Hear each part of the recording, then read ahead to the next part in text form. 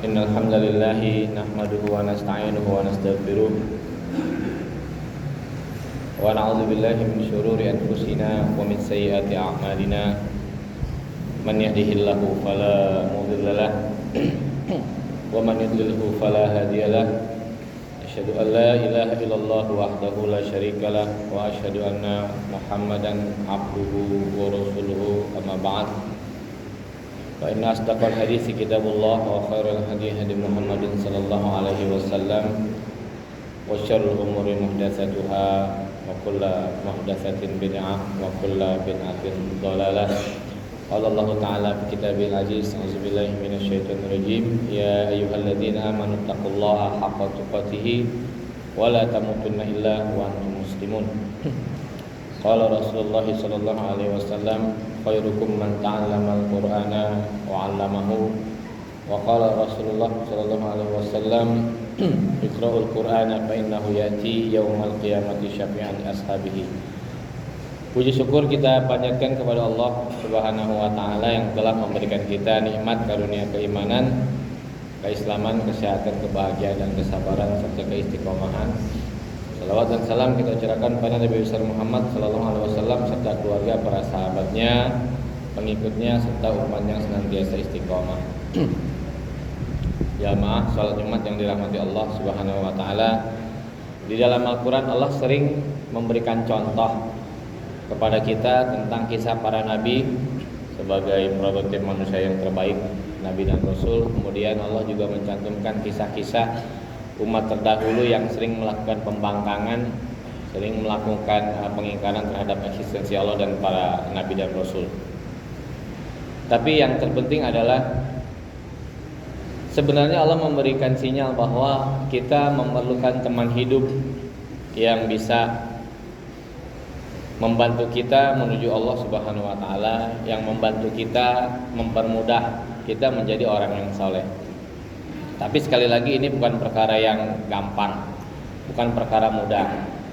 A'udzubillahi minasyaitonirrajim. Kita simak ayat ini, beberapa ayat. Yauma yafirrul mar'u min akhi. Pada hari itu seorang laki-laki berlari dari meninggalkan saudara laki-lakinya, saudara kandungnya. Wa ummihi wa abih, dari ibunya dan ayahnya. Wa sahibatihi wa bani, dari istri dan anaknya.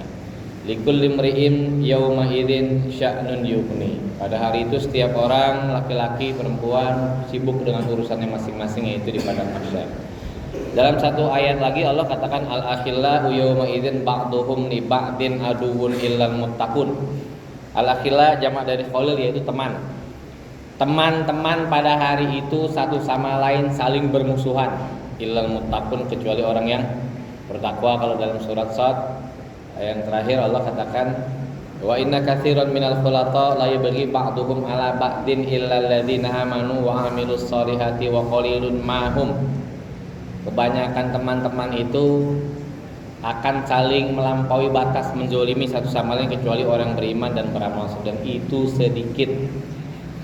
Jamaah yang dirahmati Allah Subhanahu wa taala, dalam satu hadis Rasulullah bercerita seorang yang masuk surga, 2 orang, 3 orang jamaah masuk ke dalam surga. Mereka bertanya, "Ya Rabb, wahai Allah Tuhan kami, aina ikhwanana alladzina kanu yusalluna wa yasumuna wa ya'maluna khairan ma'ana fid dunya?"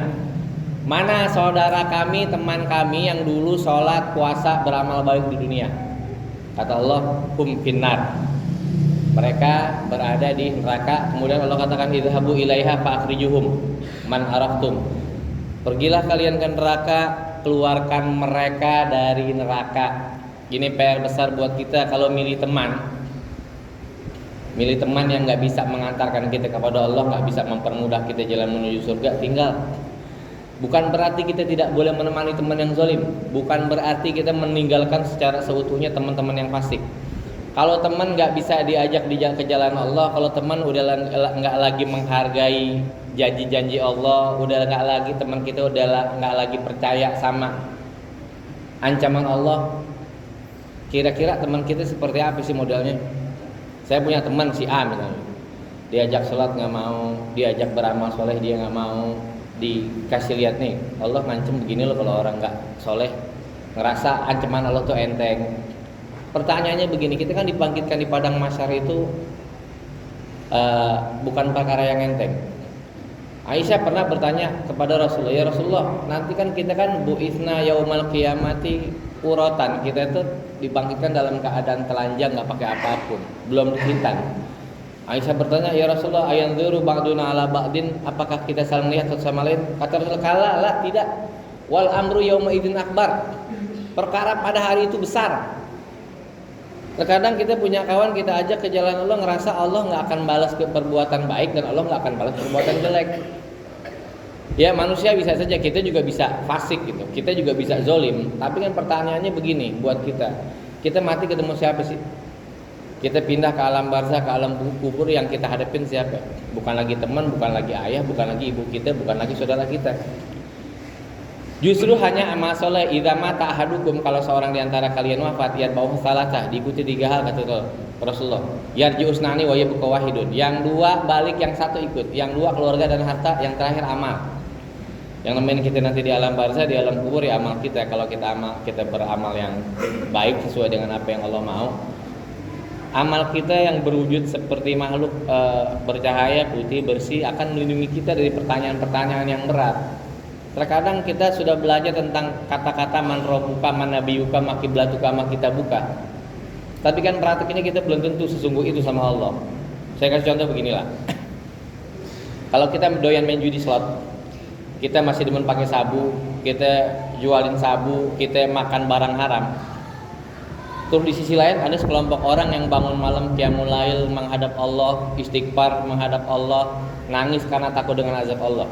Pertanyaannya begini, orang yang malam bangun kangen dan rindu dengan Allah, bisa nggak menghayal nikmatnya pakai sabu, berteman yang dengan yang haram? Bisa. Tapi orang yang senang dengan barang yang haram, anggaplah ada orang demen dugem kalau mau main sama perempuan, judi dan sebagainya, bisa nggak berhayal nikmatnya qiyamul lail malam? Bisa nggak mereka menghayal nikmatnya nangis di hadapan Allah? Nggak bisa, Pak. Kita bangun malam, kita menghadap Allah, 2, entah kita rindu kepada Allah atau kita cinta kepada Allah, 1 paket. Jadi kalau ada orang meninggalkan Allah, dia mati dalam kefasikan dan kekufuran, itu pilihan Allah, bukan Allah yang menjerembabkan dia dalam keadaan lo mati kufur, takdirku, nggak begitu. Takdir Allah, kita kan dikasih Quran, dikasih petunjuk, dikasih sunnah Rasul. Kalau kita masih ingkar sama Allah, berarti itu keputusan itu ada di tangan kita. Kita mau mati su'ul khotimah, husnul khotimah, nggak ada urusan sama Allah. Pilihan kita. Nanti Allah tanya, kamu mati dalam keadaan su'ul khotimah atau emang kemauan saya? Enggak, kita dikasih pilihan kok. Contoh begini Pak, kita mampu nggak sholat malam 40 rakaat atau 20 rakaat? Jawabnya adalah kita memiliki kemampuan, tapi kita belum memiliki kemauan. Nah, untuk mempermudah kita punya kemauan, kita perlu teman orang soleh, kita perlu teman orang tua yang punya pengalaman ibadah kepada Allah, kita perlu senior-senior yang udah merasakan nikmatnya ngadep Allah. Ada mungkin orang tua yang jalannya berat tapi tiap hari ke masjid, sholat jamaah. Ada mungkin teman kita bekas masa lalu jahiliyah tapi dia bisa lebih istiqomah dari kita. Kita perlu berteman dengan yang seperti itu, sehingga kita nggak merasa suci. Gue udah pernah ngaji, gue udah ngaji di udah pernah, enggak, jangan. Urusan kita sama Allah. Kita jangan pernah menilai diri kita dan jangan pernah menilai orang lain. Lakukan kebaikan sebaik-baiknya sampai Allah menulis kita nanti di padang mahsyar sebagai orang yang baik. Aku qouli hadza li wa lakum wastaghfiruhu innahu huwal ghafurur rahim.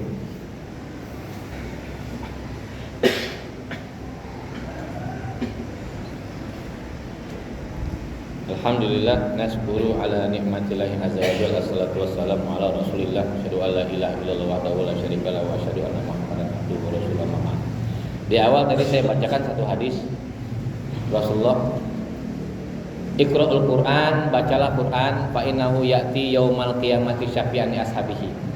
Kalau baca Quran nanti kata Rasulullah, Al-Quran jadi syafaat, syafi', penolong buat orang yang baca. Bukan berarti tiap hari harus tamat 30 juz. Kata Rasulullah, yang malam hari baca surat Al-Baqarah 3 ayat terakhir cukup.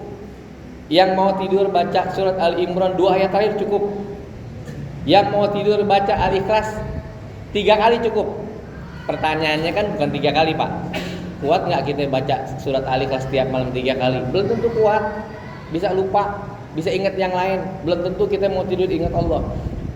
Dalam satu hadis, idza awa ahadukum ila firasyihi, kalau seorang di antara kalian berbaring di tempat tidurnya, falyaqul, hendaklah dia berkata, Allahumma aslamtu nafsi ilaika wa aja'tu dzuri ilaika wa fawwadtu amri ilaika rabbatan wa rahbatan ilaika lama ja'a wa laman jaminka ilaika amantu bi kitabika allazi anzalta wa nabiyyika allazi arsalta fa in mata ala fitrah. Oh, dia mati dalam keadaan suci. Cuman satu doa bisa menyebabkan kita mati tanpa dosa. Bukan Allah bohong, Rasulullah enggak pernah bohong. Pertanyaannya, secinta itukah kita dengan doa yang akan kita baca? Seyakin itukah kita dengan janji Allah? Pertanyaannya kan di benak pikiran kita, kalau mau tidur kita pikirin anak, pikirin istri, pikirin utang, pikirin besok. Padahal yang terberat dalam urusan hidup kita adalah pada saat kita berhadapan di padang mahsyar, dibangkitkan di padang mahsyar masing-masing.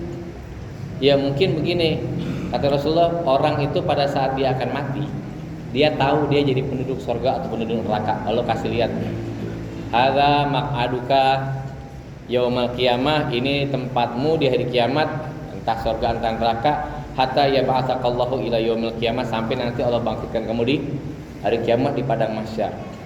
Jadi apa yang kita lakukan sekarang bukan enggak dibalas sama Allah. Pada saat kita akan wafat, semua kebaikan kita Allah akan perlihatkan kepada kita. Kejelekan kita Allah kasih lihat, kata Allah, ini dosa kamu, ya aku ampuni semua. Orang mukmin bukan orang enggak punya dosa, Pak. Orang mukmin punya dosa, punya salah, lalai. Tapi keinginan kita kembali kepada Allah jauh lebih besar ketimbang kesalahan-kesalahan yang kita lakukan. Teman kita Al-Quran untuk memberikan syafaat kita di padang mahsyar di yaumil akhir. Yang kedua, teman. Sampai Ibnu Qayyim Al-Jauzi pernah ngomong kepada sahabatnya, kalau engkau tidak menemukan aku di surga, berangkatlah ke neraka, cari aku sampai ketemu. Seorang ulama. Apalagi kita yang orang kampung yang notabene ya agama kita, amalnya kita masih jauh dari seperti apa yang diharapkan oleh Allah Subhanahu wa taala. Jamaah, mari sama-sama kita coba cintai Allah, bahwa Allah tempat kita kembali. Kata-kata innalillahi wa inna ilaihi rajiun itu kan menunjukkan sebenarnya kita udah pasrah. Innalillahi wa inna ilaihi rajiun identik dengan musibah. Kenapa? Dengan musibah paling tidak kita sadar bahwa kita milik Allah. Dengan ujian, dengan berbagai macam ujian amal soleh, paling tidak kita memahami setiap level keimanan yang kita pernah lewati, Allah balas, Pak. Ada seorang ulama, dia bermimpi temannya wafat. Temannya bilang gini, aku tidak pernah beramal soleh sebanyak ini, tetapi ternyata Allah memberikan ganjaran yang begitu banyak. Kalau di Quran kan kalau kita sedekah dikali 700, kita beramal soleh dikali 10. Bapak-bapak kan tiap hari berdoa buat orang tua. Satu kali habis sholat lah, Rabbi beli wali walidayya warhamhuma kama rabbayani shaghira. Doa satu kali yang disampaikan kepada orang tua kita untuk ampunannya kepada Allah 700 kali lipat, bukan satu kali. Kalau kita 5 kali berdoa, kali 700 kali 5, 3.500 kali Allah lipat gandakan doa itu buat orang tua kita. Tapi terkadang godaan setan, kita dibikin lupa doa sama orang tua, dibikin lupa berdoa sama Allah, dibikin lupa, sehingga apa? Seakan-akan bukan Allah membatasi kesenangan kita dengan dunia, bukan. Ada porsi kita buat di dunia, ada porsi kita buat di akhirat. Mari sama-sama cari teman yang soleh buat ngasih syafaat kita di padang mahsyar. Al-Quran yang kita baca setiap hari, apapun yang kita baca, kata Rasulullah, orang akan diangkat derajatnya setelah ayat yang terakhir dibaca. Wafat, ayat yang terakhir apa ya? Paling tinggi adalah ayat kursi. Makanya ulama sepakat perbanyak baca ayat kursi setiap hari. Mari sama-sama kita berdoa kepada Allah agar Allah menjadikan kita orang istiqomah di jalannya. Allah memudahkan kita menggapai husnul khotimah. Auzubillahi minasyaitonirrajim. Innallaha wa malaikatahu yusholluna 'alan nabi. Ya ayyuhalladzina amanu shollu 'alaihi wa sallimu taslima. Rabbana dzalamna anfusana wa illam taghfir lana wa tarhamna lanakunanna minal khasirin. Rabbana afriq 'alaina sabran wa tsabbit aqdamana wansurna 'alal qaumil kafirin. Rabbana la tuzigh qulubana ba'da idh hadaitana wa hab lana min ladunka rahmatan innaka antal wahhab. Allahumma arinal haqqa haqqan warzuqna ittiba'ah wa arinal batila batilan warzuqna ijtinabah.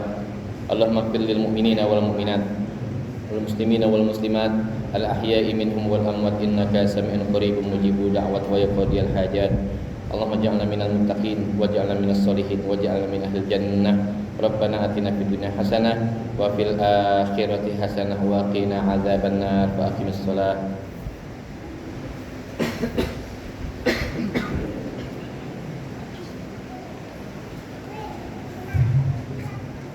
Allahu Akbar.